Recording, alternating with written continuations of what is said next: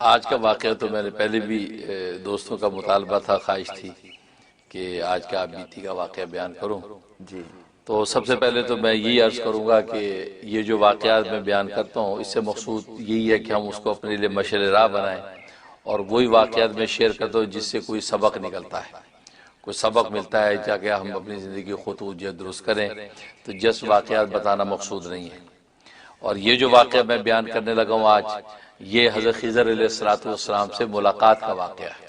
سبحان تو ظاہر ہے کہ یہ میرے لیے بہت بڑا ایک شرف کی بات ہے، تو اس لیے اس واقعے کو آپ حضرات سے شیئر کرنا، اور جیسے خاص مریدین کو میں رمضان کے ہی لمحات میں ان کے ساتھ شیئر کیا کرتا ہوں، تو اس لیے رمضان ہی کا ہمیں انتظار تھا کہ واقعہ شیئر کروں۔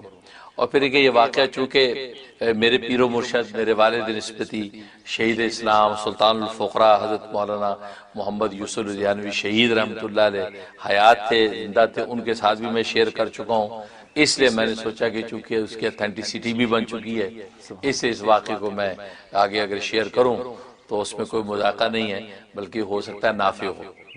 اس لیے کہ حضرت خضر علیہ السلام کی شخصیت حیات اور وفات کے حوالے سے کنٹروورشل ہے، کیونکہ آپ جانتے ہیں کہ محدثین کا مذہب یہ ہے کہ وہ وفات پا چکے ہیں جیسے کہ حدیث بتاتی ہیں، لیکن محققین علماء کا مذہب یہ ہے اور خاص طور صوفیہ کرام کا مذہب یہ ہے کہ وہ زندہ ہیں، اور باقاعدہ بہت سے اولیاء کاملین کی ملاقات ان سے ہوئی ہے، اور وہ تاریخی حیثیت سے واقعات جو ہے وہ اتھینٹک موجود ہیں کہ ان کی عام طور پہ ملاقاتیں ہوئی۔ تو اس حوالے سے جو ہے یہ کنٹروورسی بھی ہے، ہو سکتا ہے کہ بہت سے لوگوں کو اس کے اندر اعتراض ہو اور وہ کہیں گے ہم نہیں مانتے، ان کو بالکل حق ہے، کیونکہ معاملہ ایسا ہے اس میں ان کو اختلاف کا حق ہے، ان کو نام ماننے کا حق ہے، ہم کو زبردستی نہیں، ہمیں اللہ نے جو دکھایا ہم اس کو ظاہر کریں گے۔ اور باقی یہ کوئی ایسی بات بھی نہیں میں کہہ رہا کہ جو پہلے کبھی دنیا میں ہوئی نہیں ہے، تو ماشاءاللہ بہت سے لوگوں کو اللہ تبارک و تعالی نے حضرت خضر علیہ السلام سے ملاقات کروائی۔ تو یہ تو ہوا یہ کہ یہ غالباً سن 1995 کا واقعہ، 95 کا واقعہ غالباً۔ تو میں جو ہے ہر سال میرا انگلینڈ جانا ہوا کرتا تھا، تو ایک تو اگست میں جاتے تھے ہم، خود ہمارے پیر و مرشد والد نسبتی حضرت لدھیانوی شہید رحمۃ اللہ علیہ کے ساتھ ختم نبوت کانفرنس کے لیے، برمنگم میں وہ کانفرنس ہوتی تھی، اس کے لیے جاتے تھے، اور کبھی رمضان میں بھی وہاں کے احباب بلا لیتے تھے تو رمضان میں بھی میں چلا جایا کرتا تھا۔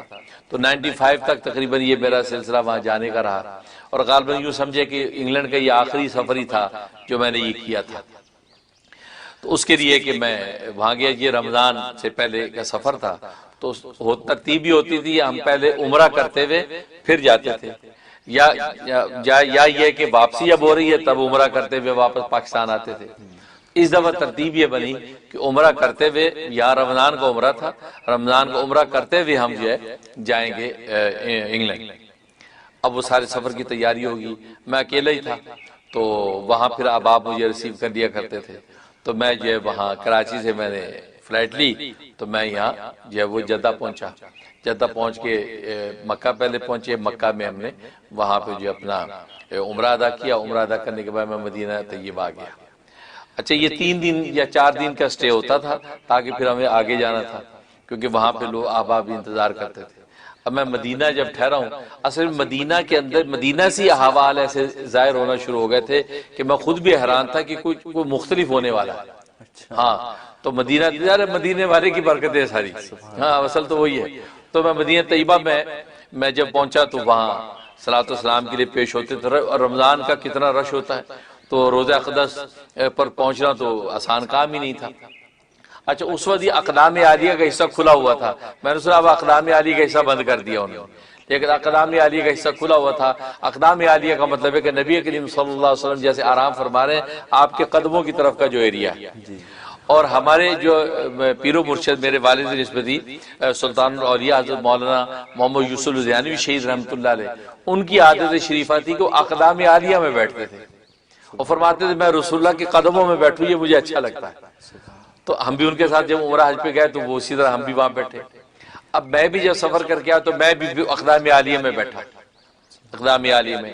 اب وہ آپ کو پتا ہے دسترخوان بچ جاتے ہیں افطاری کے لیے، دسترخوان بچ گئے، اقدام عالیہ میں بیٹھا ہوں، تو اب سامنے وہ روزہ اقدس کی وہ ہے، یہ ترتیب ہے کہ قدم مبارک ہماری طرف ہے، تو میں بیٹھا ہوں اور لوگوں کو کھانا وانا لگ رہا ہے، تو میں بیٹھا ہوں تو میں ایسے آلتی پالتی مار کے بیٹھا ہوں تو میں نے یوں ایسے آنکھیں بند کی مراقبے میں ایسے چلا گیا.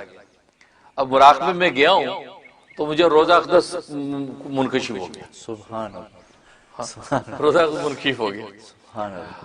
اب رسول اللہ صلی اللہ علیہ وسلم سامنے تخت شاہی پر بیٹھے. اللہ. سبز رنگ کا تخت ہے, انتہائی حسین و جمیل, اور ادھر گو تکیہ لگا ہوا ہے مرون کلر کا, اور گو تکیے پہ آپ یوں ٹیک لگا کے بیٹھے جیسے بادشاہ وقت نہیں بیٹھتے. اللہ. مجھے بیان بھی نہیں ہو رہا یہ کیفیت. وہ یوں بیٹھے اور آپ نے سر کے اوپر ایسا تاج پہنا ہوا جیسے کیا شاہی تاج ہوں گے, اور حسن و جمال کا کیا عالم اور روب و دبدبا, کیا آپ کی نور ہی پھوٹ رہا ہے, اور یوں ٹیک لگا کے بیٹھے ہیں. اچھا عجیب بات یہ کہ جتنے خدام پھر رہے ہیں, اچھا ٹیک لگا کے آپ پوری مسجد نبوی کے اندر نا احکامات جاری کر رہے ہیں. اشارہ کرتے ہیں انگلی سے, اس کو دے دو کھانا, اس کے آگے روٹی رکھو, اس کے آگے یہ چیز رکھو, یہ کر رہے ہیں. یعنی جیسے وہاں جو خدام جتنا کام کر رہے ہیں وہ تو اس وقت ان کو شروع ہوا کہ رسول اللہ ان کو گائیڈ کرتے ہیں. اب میں بھی بیٹھا ہوں مراقبے میں, تو میرے سامنے ایک آدمی آتا ہے جو لوگوں کو چیزیں بانٹ رہا ہے, اور وہ پاکستانی آدمی ہے, مجھے آج تک یاد ہے پاکستانی آدمی ہے, چہرے مورے سے پتہ چل جاتا ہے. تو چھوٹی چھوٹی اس کی داڑھی ہے اور سبز رنگ کی ٹوپی پہنی ہوئی ہے, ہری ٹوپی پہنی ہوئی ہے, اور ذرا بھاری سا اس کا چہرہ گول. تو وہ چلا آ رہا ہے تو اس کو اشارہ کرتے ہیں, میرے لیے اشارہ کرتے ہیں, ان کے آگے یہ ڈبل روٹی رکھو. وہ ایک بند سا ہوتا ہے نا روٹی کا, بالکل وہ بند آپ اشارہ کرتے ہیں میری, ان کے آگے یہ رکھو.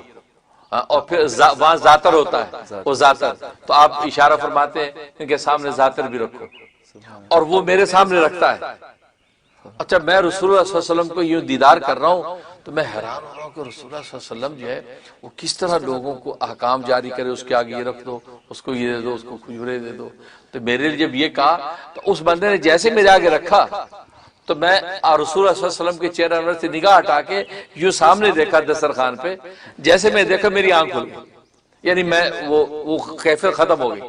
جب آنکھ کھولی تو آدمی میرے سامنے وہی چیزیں رکھ رہا تھا. اچھا سبحان اللہ. سبحان اللہ. یعنی یہ تو کمال ہے, یعنی وہی چیزیں رکھ رہا تھا, وہ زاتر رکھ رہا تھا, اور وہ ڈبل روٹی کا ٹکڑا جو ہے بند کا وہ میرے سامنے رکھ رہا تھا. اور میں ایک دم وہ کیفیت ختم ہوئی انکشاف کی. میں نے کہا یہ رسول اللہ صلی اللہ علیہ وسلم فرمایا, اور میں نے یوں دیکھا تو نگاہ ہٹی تو اس کے ساتھ وہی آدمی وہ چیز رکھ رہا. یہ کیفیت. اس کے بعد جو ہے مجھ پر خیر قطاری ہو گئی, افطار کا وقت قریب آیا, لوگ دعائیں کرنے لگے, تو میں اپنی خاص دعا پڑھی, الصلاۃ والسلام علیک یا رسول اللہ, الصلاۃ والسلام علیک یا حبیب اللہ. میں وہ بھی پڑھتا رہا, اور وہ افطاری سے فارغ ہوئے. فارغ ہونے کے بخیر ہم اپنے صلاۃ السلام پڑھ کے اپنے چلے گئے مقام پہ. اگلے دن میری واپسی تھی.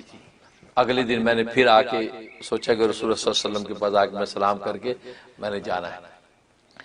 تو اب میں جب آیا تو رش پورا پیچھے سے لائن لگی تھی. آپ کو پتہ ہے جنت البقیع میں سے گزرنا اتنا لمبا رش پاسبل نہیں. اب میں نے کہا یار میں مواجہ شریفہ کے سامنے جانا چاہتا ہوں, وہ رسول اللہ صلی اللہ علیہ وسلم کے سامنے, کیونکہ ابا جی شہید جو ہے مولانا یوسف ریحانوی, وہ جس دن رخصتی کا وقت ہوتا تھا اس دن آپ مواجہ شریفہ کی طرف بیٹھ جاتے تھے. سامنے سلام کیا, پیچھے مواجہ شریفہ کا صف اول کی طرف بیٹھ جاتے تھے, اور میں نے ان کو اس حال میں دیکھا ہے کہ یوں روتے تھے جیسے بچہ بلک بلک کر روتا. یعنی جیسے آج جدائی کا دن ابھی رخصت ہونا ہے تو وہ بیٹھے بلک بلک کر روتے تھے. ہم دیکھتے کہ ابا جی رو رہے تھے جیسے ابھی جدا ہوا ہے. محبت عشق کا یہ عالم ہوتا تھا. اب میں نے کہا یار میں مواجہ شریفہ کی طرف کیسے پہنچوں, اتنا رش ہے.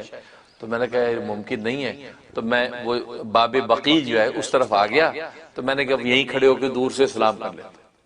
تو وہ گنبد خضرا نظر آ رہا ہے, اور دور سے میں نے وہیں سے کہا, میں نے کہا یا رسول اللہ صلی اللہ علیہ وسلم رش بہت ہے اور آپ تک پہنچنا ممکن نہیں ہے, اور میری اتنے بجے فلائٹ ہے اور میں نے انگلینڈ پہنچنا ہے.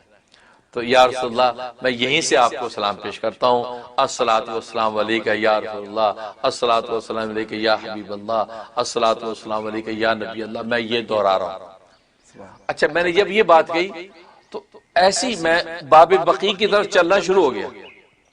ایسے لگا کوئی ناگہانی کوئی ایسی طاقت جو مجھے آگے بلا رہی ہے, حالانکہ وہ اتنا راستہ نکلنے کا ہے, جانے کا نہیں ہے. تو تو میں چلتا آہستہ آہستہ چلتا جا رہا ہوں اور یہ پڑھتا جا رہا ہوں اور چلتا جا رہا ہوں، مجھ پر کیفیت ہے، رقت ہو رہی ہے، آنکھوں سے آنسو ٹپک رہے، میں بڑھ رہا ہوں آگے۔ دل میں نے سوچا کہ اب بالکل دروازے کے قریب آ گیا، میں کہ یہاں تو شرطے کھڑے ہیں، پولیس والے کھڑے اور لوگ نکل بھی رہے ہیں، یہ شرطے تو مجھے اندر نہیں جانے دیں گے، تو الٹا راستہ ہے، یہ کیسے ہو سکتا ہے؟ لیکن ایک ناگہانی چیز، اس کو کہتے ہیں رسول اللہ صلی اللہ علیہ وسلم کی توجہ، آپ کی